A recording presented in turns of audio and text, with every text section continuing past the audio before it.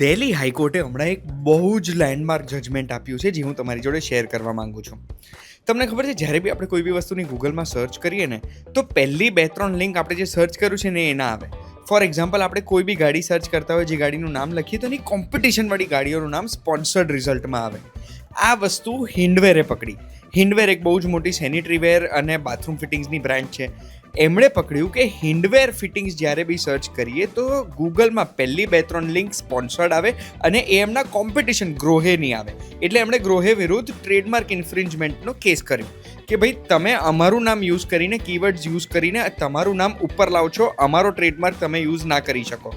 તો દિલ્હી હાઈકોર્ટે ગૂગલને 30 લાખ રૂપિયાની નોટિસ મોકલી અને કીધું કે ભાઈ આ ટ્રેડમાર્ક ઇન્ફ્રિંજમેન્ટ કહેવાય. તમે પૈસા લઈને બીજાના ટ્રેડમાર્ક અગર કોઈ બ્રાન્ડને યુઝ કરવા દો છો તો એ તમારો વાંક છે. આ વસ્તુ ગઈકાલે 12 એટલે આજ સવારથી અત્યાર સુધી 50 વસ્તુઓ સર્ચ કરી દીધી મેં ગૂગલ ઉપર.